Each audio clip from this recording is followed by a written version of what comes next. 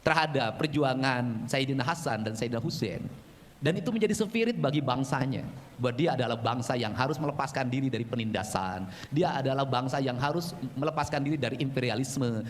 Assalamualaikum warahmatullahi wabarakatuh. Pidato Kang Deddy Mulyadi Ngaji. Dalam pidato ini Kang Deddy membahas tentang Iran.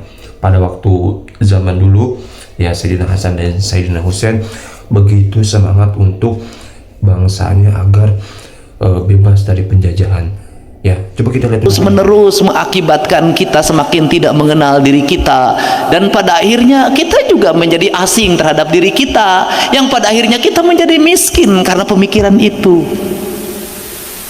Saya mau cerita tentang minyak goreng yang hari ini mahal, padahal kebun sawitnya terluas ada di Indonesia. Apa penyesalan yang ada di dalam diri saya? Kenapa negara melakukan perubahan dari minyak kelapa ke minyak sawit? Kenapa para kapital menawarkan minyak sawit kepada warga Ciamis yang sudah jago bikin minyak keletik? Kenapa menawarkan pada warga Purwakarta, warga Subang, warga Kerawang, yang seluruh ibu-ibu pada waktu itu hampir dalam sebulan sekali pasti bikin minyak keletik, sebagian digoreng, sebagian untuk rambut ibu saya yang panjang itu, sebagian itu untuk kulit saya ketika masuk sekolah agar tidak kelihatan dakian. Anda bayangkan kalau tradisi bikin minyak keletik ini diwariskan secara turun menurun, dan kita tidak merasa bodoh dan kita tidak merasa tertinggal, mungkin gangguan kesehatan karena pengelolaan minyak yang salah, mungkin kadar kolesterol tidak akan menjadi perdebatan. Mungkin bangsa Indonesia ini adalah bangsa yang berdaulat, di mana ibu-ibu tidak mesti ngantri minyak goreng dalam setiap waktu, di mana ibu-ibu mandiri dalam setiap hari. Bangsa ini sudah menjadi bangsa besar sebenarnya hanya karena revolusi minyak keletik. Tetapi lagi-lagi negara dan kebijakan-kebijakannya memisahkan kaum ibu pada sebuah tradisi, yang tradisi itu adalah tradisi sebuah bangsa besar, di mana setiap keluarga punya kemandirian dalam makanan yang tidak terintervensi oleh produksi orang lain. Kita tidak mesti gali lagi tanah angkat pasir, kita tidak mesti lagi gali batu ngangkat pasir. Beberapa waktu yang lalu saya ngamuk, viral, hampir 6 juta penontonnya. Semua orang cerita ketemu ke saya, Kang Deddy kesurupan ya? Iya, saya bilang saya kesurupan mau. Kenapa? Saya marah karena beberapa orang pinter ingin merubah bambu menjadi pisang, sebuah komoditi ecek-ecek dalam pandangan saya. Kenapa? Karena gunung itu akan longsor, mata airnya akan tercerabut, tradisinya akan berubah. Masyarakat yang tenang, yang damai, yang santai, cukup menunggu bambu ditebang, dikirim kemudian menjadi uang, akan menjadi masyarakat yang setiap hari berputar otaknya agar pisangnya menjadi panjang, agar dalam setiap waktu dia harus bersaing, menjadi stres dan depresi. Buat apa Anda hidup kalau depresi? Buat apa Anda kaya kalau depresi? Buat apa guru mendapat sertifikasi kemudian melahirkan depresi baru? Karena apa? Karena dengan sertifikasi itu Anda mengambil Avanza baru. Dengan sertifikasi itu juga Anda mengambil motor baru.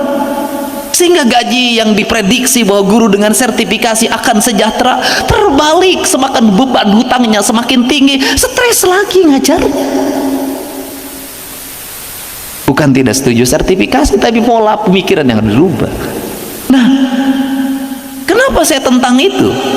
Kenapa? Karena ada kebudayaan yang belum tergali. Saya katakan ada falsafah congo nyurup karena puhu sangkan paraning dumadi manunggali gaula gusti, dari di sini mulai pendidikan. Nah, ini akan tercerabut. Saya bilang ketika tercerabut maka catchment area menjadi hilang. Ketika catchment area menjadi hilang, maka ketika berpikir jatiluhur bukan lagi berpikir bagaimana mengelola air, tapi berpikir bagaimana mencegah longsor lagi. Otak bangsa semakin rusak lagi. Saya kemarin ketemu sama teman-teman penggiat bambu di Bali. Dia bercerita tentang bagaimana Cina hari ini sudah mulai mengembangkan bambu sebagai komoditi unggulan bangsanya. Bagaimana Cina hari ini akan membangun bahwa bangunan-bangunan semuanya terbuat dari bambu. Bagaimana bambu itu yang tanaman yang dianggap pinggiran berubah menjadi tanaman kelas 1. Bagaimana bambu itu bisa dirubah menjadi batang-batang yang besar, bisa digabungkan menjadi kayu yang kokoh. Bagaimana dia akan berpikir peradaban di mana dia tidak malu negaranya menjadi negara tirai bambu.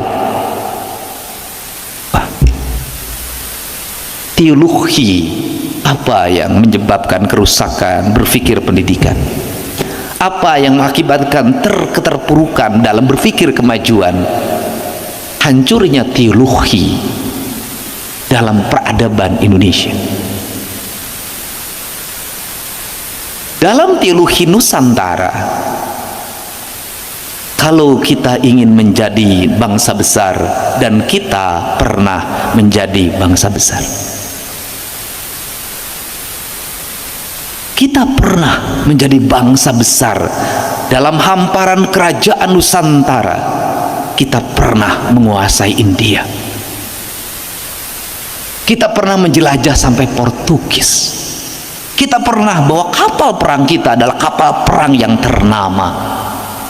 Anda mewujudkan kemajuan itu dengan apa? Di sini dulu. Tapi kalau Anda ingin mewujudkan sebuah kemajuan besar, tapi pikiran Anda yang menganggap adalah yang besar itu dari bangsa lain, bukan ajaran leluhurnya, sampai kapanpun Anda tidak akan pernah menjadi orang besar dan berperadaban besar.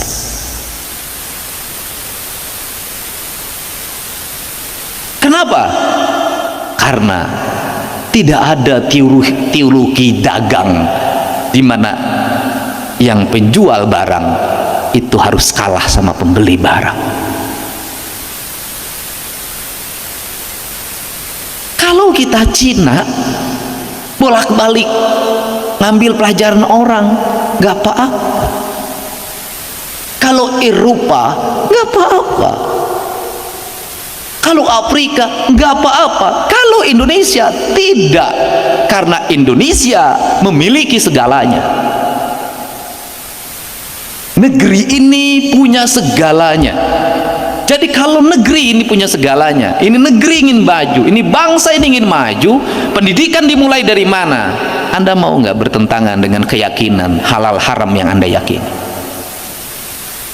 Selama Anda tidak mau melakukan itu, susah bagi Anda untuk maju. Saya belajar HMI, ketika NIK maka yang dilepas adalah pikiran dan keyakinan masa lalu itu. Kenapa? Kalau melihat undang-undang dasar kita, pendidikan manusia Indonesia itu adalah manusia Indonesia seutuhnya. Tujuan pendidikan nasional adalah mewujudkan manusia Indonesia seutuhnya. Kalau manusia Indonesia seutuhnya, maka saya dulu waktu pertama jadi bupati itu langsung lahir sebuah pikiran pembangunan berkarakter yang saya kampanyekan ketika saya wakil bupati tahun 2003. Saya sudah menggagas tentang pembangunan berkarakter. Gak ada yang waktu itu. Hari ini dipakai pendidikan berkarakter, padahal mereka harus bayar lesain ke saya itu.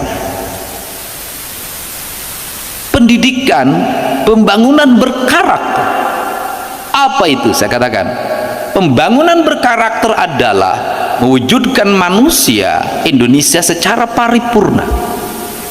Bukunya apa? Tahun 77 Nur Khalid Majid nulis buku Keislaman, Kemodernan, Ke-Indonesia. Islam, modern Indonesia. Saya turunkan, terjemahkan pada lebih rendah lagi, kesundaan. Ketika kesundaan diturunkan lagi pada lebih rendah lagi, kamu orang mana? Orang Guruduk kah? Orang Campakakah, orang Sukasarikah, orang Jatiluhurkah, orang Maniiskah, maka Anda itu papat kalimat tunggal, maka Anda bersatu bersenyawa dengan di mana Anda dilahirkan di situ. Ada 4 komponen dasar saya bilang secara material, yaitu tanah, air, udara, matahari. Orang Bali merumuskan itu dengan 4 warna.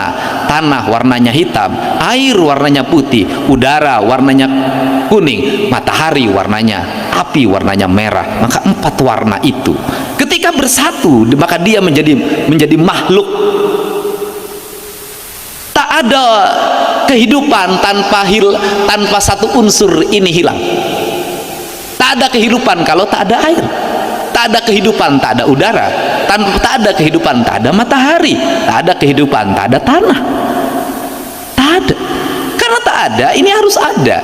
Ketika ada, agar hidup maka harus bersenyawa. Maka falsafah Sunda Siliwangi.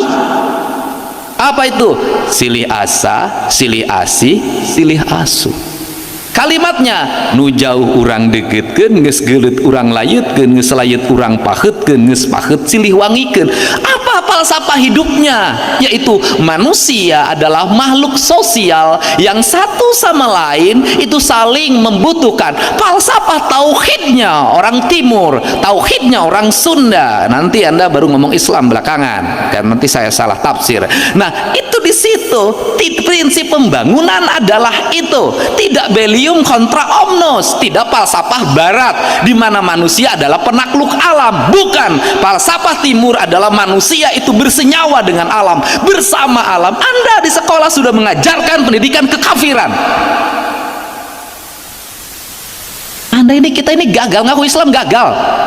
Gak ada, Islam itu saling bunuh, gak ada. Islam itu hayat, hidup dan menghidupkan. Sunda itu hidup dan menghidupkan. Siliwangi itu silih asa, silih asih, silih. Pertanyaan saya, di mana letak pertentangannya? Jangan-jangan tiap hari orang bicara syar'i, sesungguhnya perilaku hidupnya bertentangan dengan kaidah Islam itu sendiri.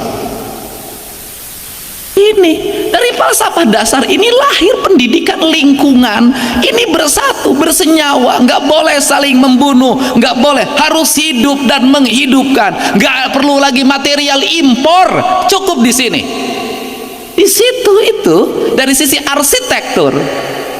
Semestinya negara melahirkan sekolah yang berarsitektur local wisdom, yang dia hidup.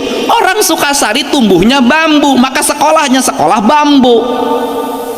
Arsitekturnya semua dari bambu. Lihat mataharinya berapa derajat dia kalau panas, kalau tenggelam berapa derajat. Meletakkan sekolahnya di mana, maka di situ sekolah tuh hidup, jendelanya hidup, pintunya hidup, semua hidup dan menghidupkan. Lahir impres, lahir arsitektur asal-asalan, di dalamnya mematikan. Nggak ada Islam di situ, kagak ada. Sekolah yang nggak ada jendelanya, nggak ada Islamnya. Sekolah yang dikunci pakai kasa, nggak ada Islamnya, nggak ada Allahnya di situ. Kenapa? Anda yang ada adalah kematian. Ini kan kita sini aja udah gagal. Jadi kalau ngomong pendidikan paripurna dari sini.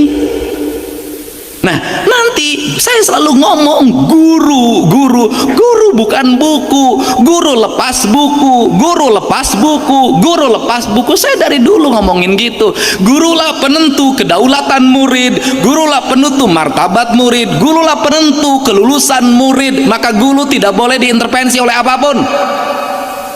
Tidak boleh diintervensi oleh kurikulum, tidak boleh diintervensi oleh kepala sekolah, tidak boleh diintervensi oleh dinas pendidikan, oleh menteri sekalipun. Dia adalah guru, kedudukannya lebih tinggi dari menteri. Ya, guru diatur-atur. Maka lahirlah guru yang merdeka, bukan guru yang terjajah. Guru yang merdeka adalah merdeka belajar, maka dia mengajar di depan muridnya berdasarkan apa? Berdasarkan la ilaha illallah, asma Allah, bismillahirrahmanirrahim. Dia ngajar di sini, dia dipandu oleh siapa? Oleh nur, oleh cahaya. Hei, ini Dedi, bukan ini Budi.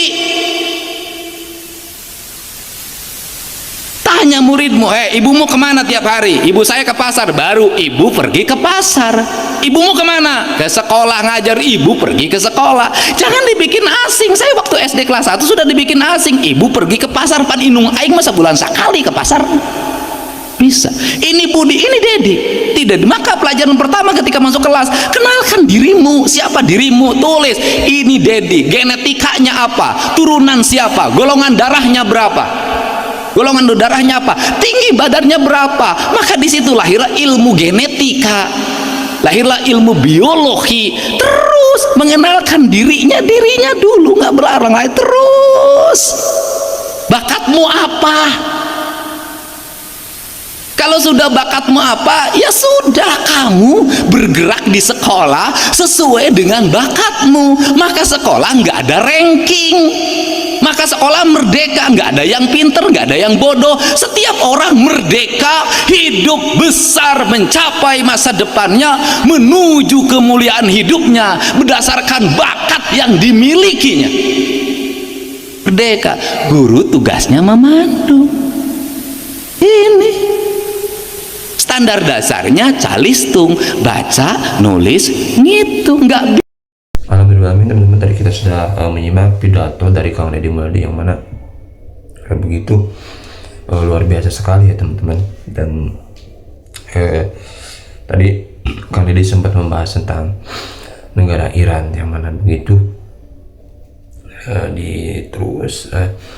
dibombardir oleh negara-negara sekutu, negara-negara besar ya, yang mana notabene Iran merupakan negara Islam dan ya musuh-musuhnya orang kafir seperti itu ya teman-teman. Kang Deddy pun sudah membahas itu, dan itulah pidato Kang Deddy Mulyadi di depan guru dan para menteri teman-teman. Semoga ada manfaatnya dari pidato Kang Deddy Mulyadi tadi, dan semoga kita terus mengulang intinya apa yang disampaikan Kang Deddy, ya ambil yang baiknya, buang yang buruknya, seperti itu ya teman-teman. Oke, semoga bermanfaat, terhibur.